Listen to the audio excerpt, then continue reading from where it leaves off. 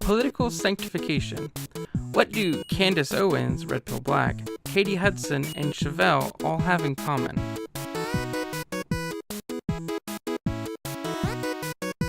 If you follow a lot of anti-SJW people, or even InfoWars, you've surely heard of Candace Owens, hereon known as RedPillBlack.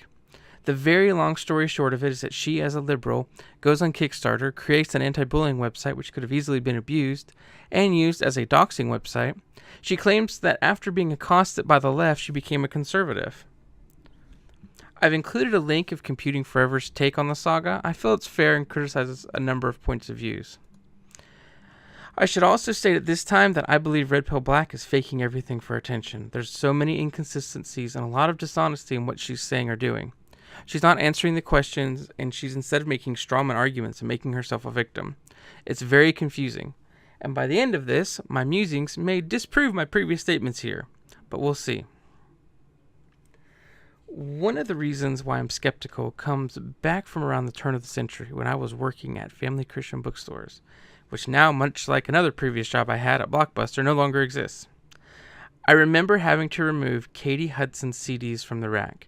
It seems that Katy, much like other bands like Chevelle and Switchfoot, who started off as Christians singing Christian music and eventually toned down as they become more and more accepted in the mainstream.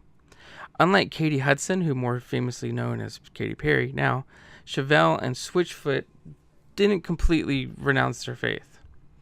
I knew some people in the recording industry, and I read a lot of music magazines back then, and it seemed to me and those I talked to and what I read is that people were starting off Christian to be able to get a following, and then they would be a known or proven commodity, and less of a risk for mainstream or secular artists.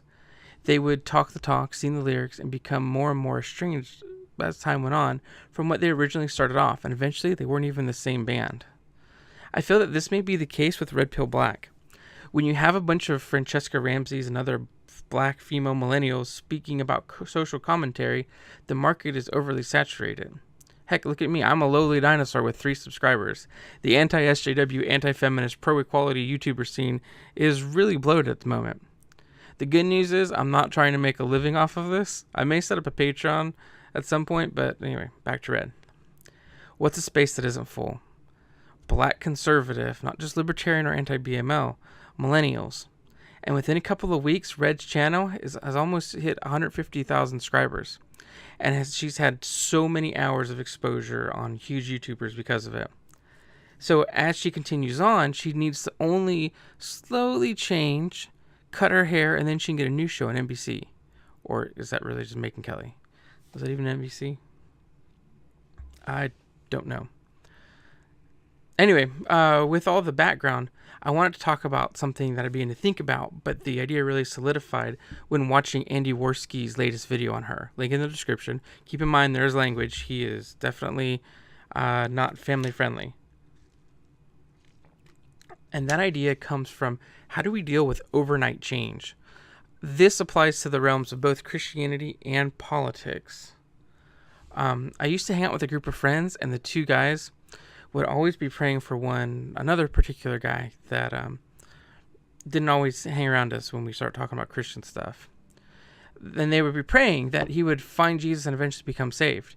After 6 years of meeting up on a near weekly basis, this one guy that we'd been praying for accepted Christ's completed work on the cross. And then while living on the West Coast, my 2 friends went to go visit him a few months later. They came back seemingly really depressed. I remembered asking how our friend was, and one of them saying, "Well, I'm just really concerned. I heard him cuss a couple times, and when we got into his car, the music he was playing was awful. I'm just not sure if his conversion is a real thing. He really should have stopped acting like that if he was a real Christian." I remember telling my friend that I thought he was being a little too dramatic, and that changes don't happen overnight in all cases.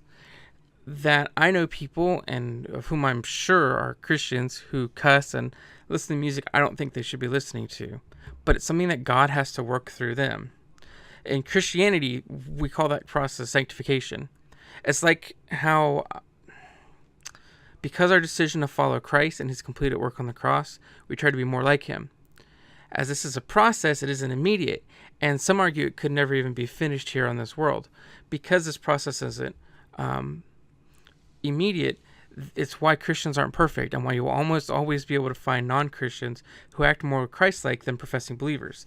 This is one of the issues that Christians have with skeptics, who may say, "Oh, well, why are Christians so un-Christ-like?" Blah blah blah blah blah. Well, the answer is sanctification, and if you're a skeptic who hasn't heard of that, I mean, that's the, I don't want to say excuse, but it's really the excuse that doesn't make it right. That's how we can justify it, and it not seem to be hypocritical or whatever. So let's try this in terms of politics. Let's say we have the example of Shayna. She's a black SJW feminist, BLM supporting identity politician. She believes in rape culture, the patriarchy, participates in the oppression Olympics, and loves to virtue signal. Now let's say that something happens and she decides she's against abortion, and subsequently government funding of it, which leads her to question the state of government subsidies, and eventually she adopts the label of conservative. These labels she adopts and the beliefs she has can seem quite contrary to her previous labels, that she may even take on the phrase of being red-pilled. But what has changed within her? She's begun to make the switch away from her previous labels and ways of thinking as a result of a specific choice she made. However, that doesn't mean she's been freed from all her previous and deeply ingrained beliefs, or that she won't revert back to them if pressed against the wall. So she begins to post about her new beliefs, and in general is well accepted, and begins to amass a following.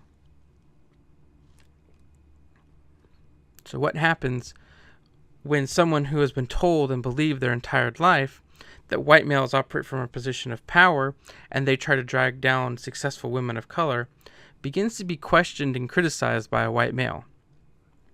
Even if that white male is respectfully doing so and treating her like an equal, i.e. not any different than he would have treated a white male who made the same statements, Shayna begins to have her previous beliefs reinforced and will most likely revert to her identity politics response, claiming that she's just being oppressed or trying to be they're trying to silence her because she's a person of color speaking out against injustice.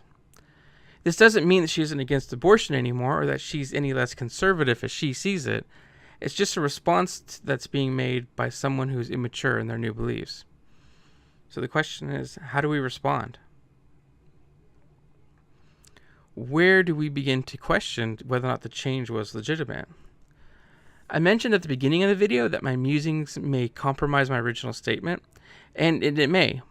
I personally believe that because of the dishonesty that Red has been acting, and quite recently, that her motives are more dubious, as opposed to her just not being politically sanctified quick enough. Anyway, those are my thoughts. I'd love to hear what you think. Leave a comment below. Feel free to reach out to me on any of my social media platforms, which I'll include in the description.